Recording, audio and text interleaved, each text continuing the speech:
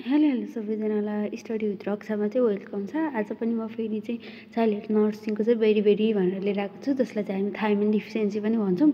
यसको बारेमा in detail चाहिँ हेर्दै जानेछौँ है। त सुरुमा चाहिँ अब यो न्युट्रियन्ट्समा पढ्ने भयो। अब त्यसमा पनि माइक्रोन्युट्रियन्ट्समा कार्बोहाइड्रेट प्रोटिन फ्याट पर्छ भने माइक्रोन्युट्रियन्ट्समा भिटामिन र मिनरल्समा पनि भिटामिन्स भनेको ए डी ई के भइहाल्यो। फ्याट सोलुबल अनि वाटर सोलुबल भनेको चाहिँ थाइमिन, राइबोफ्लाभिन, प्यान्टोथाइमिक अनि पाइरिडोक्सिनहरू, बायोटिन, फोलेट, कार्बोलामिन, जसमा चाहिँ अब वाटर सोलुबल भिटामिनमा चाहिँ यो थाइमिन पर्न सक्ने भयो है त। अब भिटामिन बी1 भनेको चाहिँ के हो त भन्दाखेरि भिटामिन बी1 भनेको चाहिँ थाइमिन भयो होइन। जसमा चाहिँ भिटामिन बी1 भनेको चाहिँ वाटर सोलुबल भिटामिन भनेर हामीले हेरिहाल्यौँ, जसले चाहिँ कार्बोहाइड्रेटलाई चाहिँ बडीमा गएको कार्बोहाइड्रेटलाई चाहिँ युटिलाइजेसन गर्नमा हेल्प गर्छ।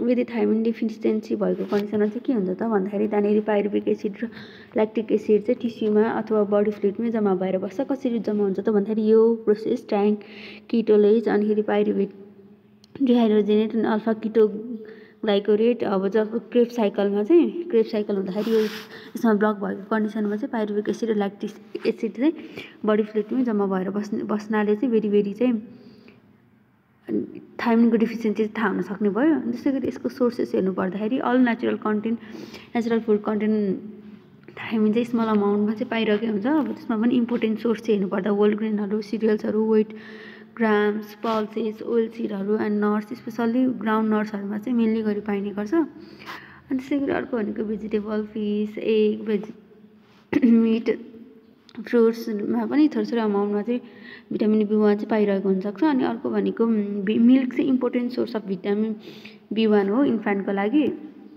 अब यहाँ फिगरमा पनि हेर्न सक्नुहुन्छ केमा चाहिँ कुन चाहिँ हाई सोर्स भएको थाइमिन रिच फुड हो भनेर, जसमा चाहिँ पोर्क छ, त्यसै गरी लिहाम अनि त्यसरी सबै हेर्न सक्नुहुन्छ। यसमा चाहिँ अब मस्टली गरेर सनफ्लावर सिड पनि छ, कति सर्भ गर्ने भनेर पनि यहाँनिर लेखेको छ, हजुरहरूले आफै पनि हेर्न सक्नुहुन्छ।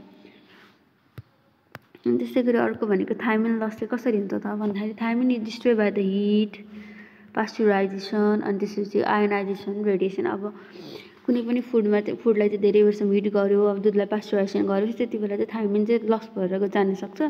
Thymine is readily loss from the rice during the process of milling. अब त्यो धानबाट चामल बनाउने प्रोसेसमा पनि त्यति बेला पनि थाइमिन चाहिँ लस भएको हुनसक्छ। अनि त्यस्तै गरी अर्को भनेको वासिङ गर्दा अनि कुकिङ गर्दा चाहिँ फर्दर लस भएर गइरहेको हुनसक्छ। त्यसै गरी थाइमिन भेजिटेबल एन्ड फ्रुटमा चाहिँ कसरी लस हुन्छ भन्दा प्रोलोङ स्टोरेज गऱ्यो भने त्यति बेला पनि लस हुन सक्ने भयो। अनि त्यस्तै गरी अर्को भनेको thiamine also destroyed in the toast and in the cereals cooked with the baking soda हालेर पकाएको कन्डिसनमा पनि सिस्टममा पनि चाहिँ थाइमिन चाहिँ लस्ट हुन सक्ने भयो। अब यहाँनिर देखाउन खोजिएको छ यो धानबाट चामल बन्ने प्रोसेसमा पनि यति बेला पनि यसरी प्रोसेस हुँदै जाँदाखेरि यसरी पनि थाइमिनको लस हुन सक्छ। अनि त्यसै गरी अर्को भनेको पास्चुराइजेसन गरेपछि पनि हामीले लस हुन्छ थाइमिन भनेर हेऱ्यौँ नि, जसमा चाहिँ अब फ्रेस मिल्कलाई हिटिङ गर्छ, कुलिङ गर्छ अनि पास्चुराइज गरेको मिल्क आउट गर्दाखेरि चाहिँ यति बेला पनि थाइमिन चाहिँ लस भइरहेको हुनसक्छ। अब डेली रिक्वायरमेन्ट चाहिँ कति खानुपर्छ त इन्फ्यान्टले, टोडलरले, प्रिस्कुलरले, स्कुलरले, एडोलेसेन्टले भनेर राखेको छ, जसमा चाहिँ इन्फ्यान्टले चाहिँ 0.2 देखि 0.3 mg पर DL खानुपर्छ भने त्यस्तै गरी अर्को भनेको टोडलर 1 to 3 इयर्सको चाहिँ 0.5 mg पर DL खानु पर्यो। त्यसै गरी प्रिस्कुलले 0.6 mg पर DL अनि त्यसै गरी स्कुल एजले 0.9 mg पर DL। त्यसै गरी अब एडोलेसेन्समा बोइज र गर्ल्समा चाहिँ डिफ्रेन्स छ। बोइजमा चाहिँ 1.2 mg पर DL होइन डे माथिदेखि DL भनेर सरी डे है। त्यसै गर्ल्सले चाहिँ 1 mg पर डे चाहिँ खानुपर्ने भयो है त। अब भेरीको कुरा गर्नु पऱ्यो। अब हामीले यत्रो थाइमिन भिटामिन बी1 भनेको के हो भनेर हेऱ्यौँ। अब भेरी भनेको चाहिँ यही भिटामिनको कमीले डिफिसियन्सी अफ थाइमिन बी1कै कमीले भिटामिन बी1कै कमीले गर्दा चाहिँ भेरी हुन सक्ने भयो। अनि यस किन इम्पोर्टेन्ट छ भन्दाखेरि यसले चाहिँ एनर्जी मेटाबोलिजम, नर्भ कन्डक्सन अनि हार्ट फङ्सनमा चाहिँ हेल्प गरिरहेको हुन्छ। अनि त्यसै गरी वेन थाइमिन इज एडुकेट, अब थाइमिन चाहिँ कति बेला चाहिँ एडुकेट हुन्छ त भन्दाखेरि कार्बोहाइड्रेट ग्लुकोजमा कन्भर्ट भएर पाइरुवेट भएर एसिटाइलकोलिन भएर एटिपी बनेको एनर्जी बनेको कन्डिसनमा चाहिँ द्याट इज ओके होइन। जब त्यो अग्निको पाथवे क्रेब साइकलको पाथवे देखाएको थियो नि त्यति बेला चाहिँ अब त्यसमा ब्लकेज नभएको कन्डिसन इट्स ओके। एटिपी बन्यो भने द्याट इज एडुकेट होइन। अनि त्यसै गरी brain and heart get the sufficient energy lactic acid does not accumulate. यसरी गर्दाखेरि चाहिँ ल्याक्टिक एसिड चाहिँ अकुमुलेट हुँदैन। त्यसै गरी अब यसको इटियोलोजीमा हेर्नु पर्दाखेरि एचएसपी इटियोलोजी भन्न छ, जसमा चाहिँ इन्फ्यान्टमा चाहिँ 0.0देखि 1 भएदेखि 12 मन्थसम्मकोले चाहिँ के कारणले गर्दाखेरि चाहिँ यो थाइमिन भेरी हुन्छ त भन्दाखेरि मदर नै थाइमिन डिफिसियन्सी छ, थाइमिन पोर रिच डाइटमा रिच खाइरहेको छ भने त्यो कन्डिसनमा। त्यसै गरी अर्को भनेको exclusive bliss infant with inadequate maternal thiamine, मदरले नै थाइमिन इन्टेक थोरै गरेको छ अनि त्यही अनुसार चाहिँ ब्रेस्ट फिड बच्चालाई गराइरहेको छ भने त्यसले गर्दा पनि हुनसक्ने हो। अनि अर्को भनेको डाइल्युटेड, अघि नै भने जस्तै अब काउ मिल्कमा चाहिँ फिक्स अमाउन्ट अफ थाइमिन चाहिँ प्रेजेन्ट भएको हुन्छ 0.04देखि 0.05 mg। अब त्यसमा चाहिँ 100 ml-मा अब त्यसमा नि अब पानी हालेर मिसायो भने त थाइमिन त लस हुँदैन, हराउने भयो नि त। त्यसरी अर्को भनेको रिपिटेटिभ डायरिया एन्ड भमिटिङ भइरहेको छ भने चाइल्डलाई त्यति बेला पनि हुनसक्ने। अब टोडलरमा हेर्नु पऱ्यो भने पिकी इटिङ, उनीहरूको चुजी फुडहरू गर्छ, रिफिज भेराइटिज, यो खाने त्यो नखाने टाइपले गर्दाखेरि पनि डिफिसियन्सी हुनसक्ने भयो। अनि high in rice noodles but low in rolls grains eggs लेन्टिल्सहरू खाँदा नि त्यसले चाहिँ अब गराउन सक्ने भयो। त्यसै गरी फ्रिक्वेन्ट इन्फेक्सनहरू छ जसले चाहिँ अब डिमान्डलाई इन्क्रिज गराउने भयो नि। त्यसै गरी प्री स्कुलमा चाहिँ के हुन्छ त भन्दाखेरि 3 to 5 इयर्समा चाहिँ पोर फ्यामिली न्युट्रिसन, फ्यामिली कन्डिसनै लो छ। त्यसै गरी ओभर कुकिङ भेजिटेबलहरू छ जस अब धेरै बेरसम्म पकाउँछ जसले गर्दा थाइमिन त डिस्ट्रोय हुने भयो नि त। अब त्यसै गरी स्कुल एजमा हुनु पर्दाखेरि मिलहरू स्किप गर्छ जसले गर्दा पनि थाइमिन डिफिसियन्सी हुने भयो। त्यसै गरी अर्को भनेको high carbohydrate diet with low micronutrients values. अब कार्बोहाइड्रेट चाहिँ बाहिरको कुराहरू खाने जुन चाहिँ अब माइक्रोन्युट्रियन्ट्स भ्यालु चाहिँ लो भएको कन्डिसनमा पनि त्यो कन्डिसनमा पनि हुनसक्ने भयो। अनि त्यसै गरी अर्को भनेको एडोलेसेन्समा चाहिँ फास्ट फुडहरू दिने होइन, जसले गर्दा चाहिँ अब माइक्रोन्युट्रियन्ट्सको भ्यालु त लो हुँदै गइरहेको हुनसक्छ। अनि इटिङ डिसअर्डरहरूको कारणले गर्दा जसमा अब कम्पल्सिभ बिहेभियरहरू धेरै खाने, अब कम्पल्सिभ बिहेभियर देखाउने अथवा खाँदै नखाने, त्यो बिन्ज इटिङ त्यस्तो डिसअर्डरहरूको कारणले गर्दा पनि यो थाइमिन डिफिसियन्सी देखा पर्न सक्छ। अनि त्यसै गरी अर्को भने हेभी एक्सर्साइजहरूले गर्दा थाइमिनको डिमान्ड त इन्क्रिज गराउने भयो। अब यसको क्लासिफिकेसनमा हेर्नु पर्दाखेरि एउटा ड्राई छ, अनि अर्को भनेको वेट छ, अनि अर्को भनेको इन्फर्टाइल वेट छ, यो वेट भयो अनि वेट भयो अनि इन्फर्टाइल भनेर छ। अब हेरौँ है त्यो के कुरा गरेर। ड्राईले चाहिँ के गर्छ त भन्दाखेरि यसले चाहिँ पेरिफेरल नर्भस सिस्टमलाई एफेक्ट गरेर चाहिँ nervousness, tingling in the leg, muscle weakness, प्यारालाइसिसहरू जस्तो देखाउन सक्छ। एकदम सिभियर कन्डिसनमा नै भइरहेको छ भने। अनि त्यसै गरी अर्को वेटमा चाहिँ यसले चाहिँ के गर्छ त भन्दाखेरि कार्डियोभास्कुलर सिस्टमलाई चाहिँ एफेक्ट गरिरहेको हुनसक्छ, जसले गर्दाखेरि इडिमा, ब्रेथलेसनेस, पाल्पिटेसन, हार्ट फेलियर जस्तो सिम्टम्सहरू चाहिँ देखा पर्छ।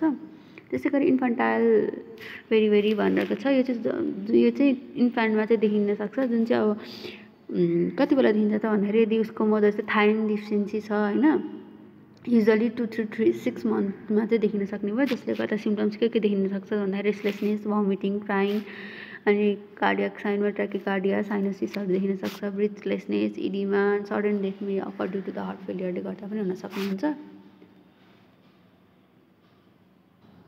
अर्को फिगर चाहिँ राखेको छ के सिम्टम्सहरू देखा पर्छ भन्न। सुरुमा त मदरले नै पोलिस अथवा वास राइस खायो भने, मेटर्नल डाइटमा खायो भने त्यसले गर्दाखेरि त अब बेबीलाई थाइमिन डिफिसियन्सी त हुने नै भयो। अब उसले जति पनि अब के खान्छ त्यसले गर्दा त्यो अब थाइमिन डिफिसियन्सी भएको फुड खाएको सक्छ नि, त्यसले गर्दा ब्रेस्ट फिड गराउँदाखेरि इन्फ्यान्टलाई पनि त्यही जाने भयो, अनि त्यसले गर्दा डिफिसियन्सी गराउन सक्ने भयो। अनि त्यसै गरी यहाँ सिम्टम्सहरू के देखिन्छ भनेर चाहिँ इन्फन्टाइलमा, जसमा अब साइनोसिसहरू, रेस्पिरेटरी डिस्ट्रेसहरू, कार्डियोमेगालीहरू देखिन सक्छ, pulmonary hypertension, hypotension, well nourished breast fed infant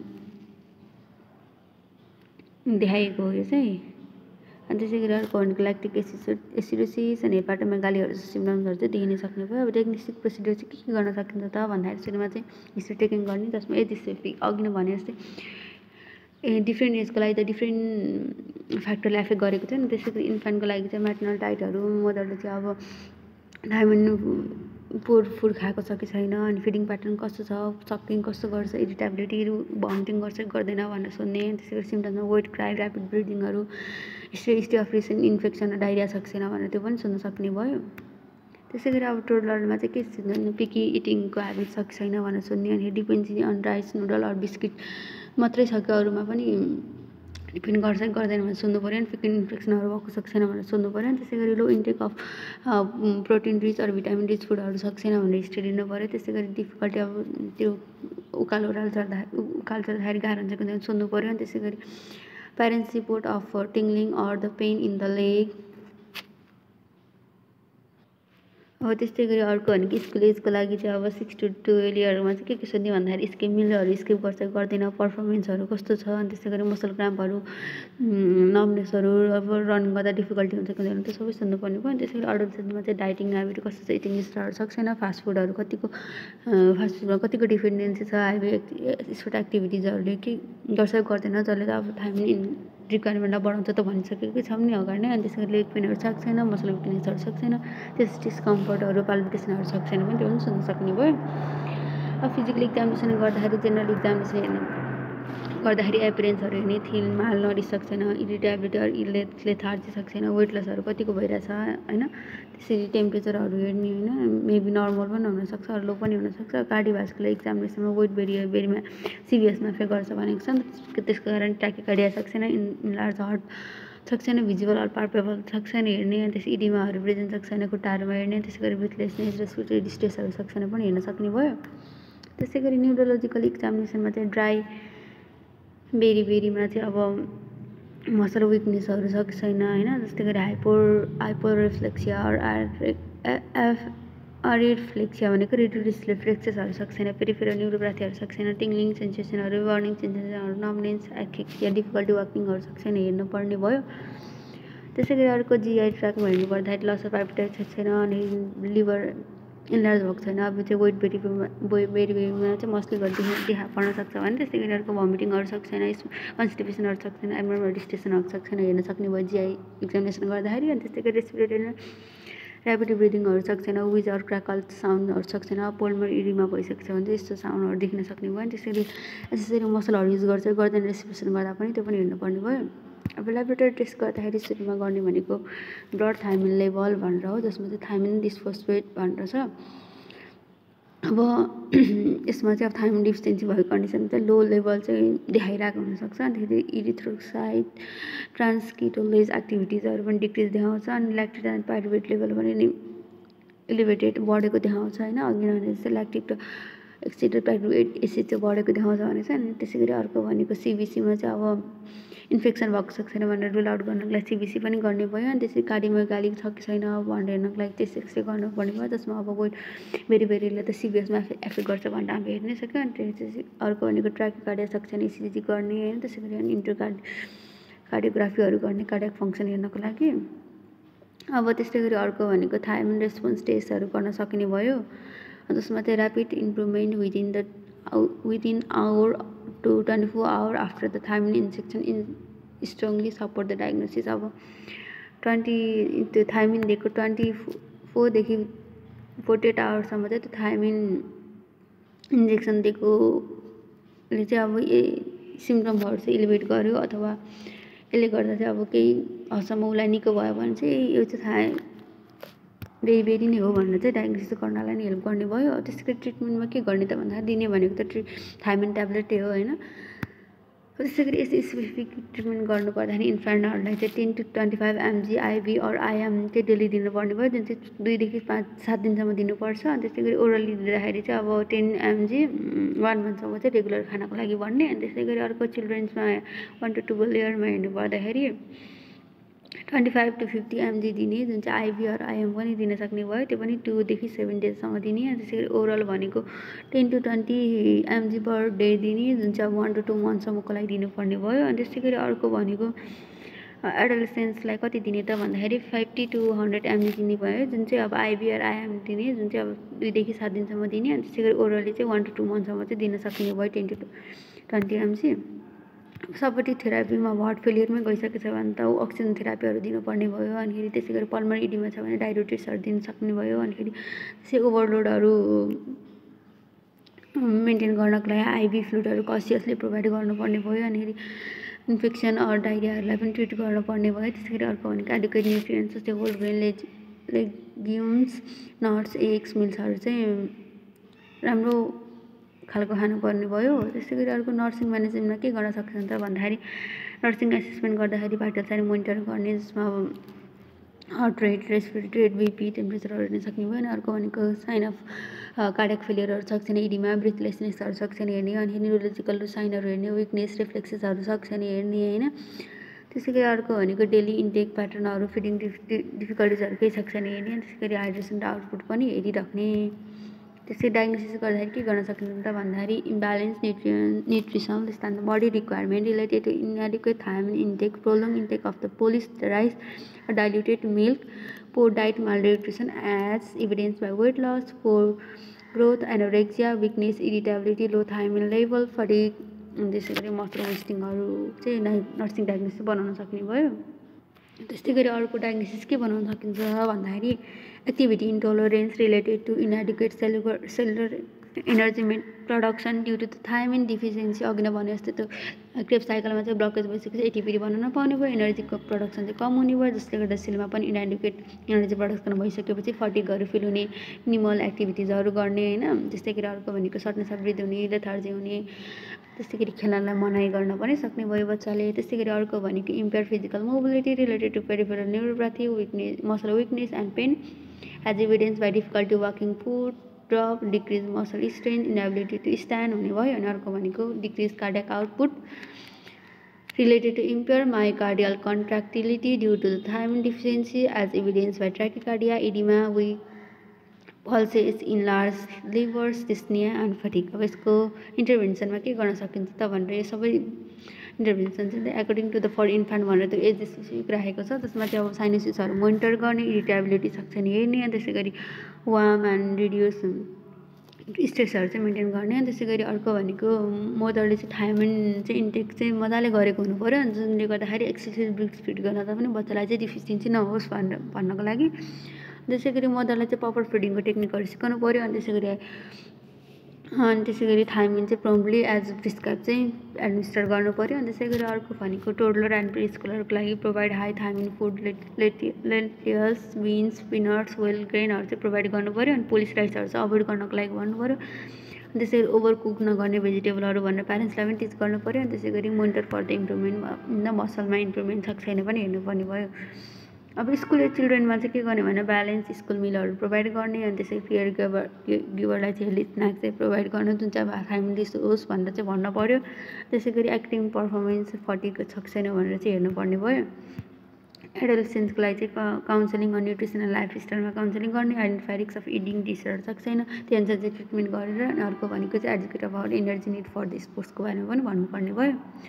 health education के प्रोभाइड गर्न सकिन्छ त भन्दाखेरि थायमिन रिच डाइटमा चाहिँ whole grains, beans, lentils, egg, milk, nuts, अब पोलिसराइड्सहरू चाहिँ अभोइड गर्ने, अब रिफाइन्ड फ्लोरहरू पनि अभोइड गर्ने भन्नुपर्ने भयो। अनि त्यसै गरी अर्को भनेको maternal nutrition during pregnancy and ल्याक्टेसनको बारेमा पनि हेल्थ एजुकेसन दिनुपर्ने भयो। अनि त्यसै गरी अर्ली मेडिकेसन चाहिँ गर्नुपर्ने भयो सिम्टम्सहरू अर्ली म्यानेजमेन्ट गर्नको लागि।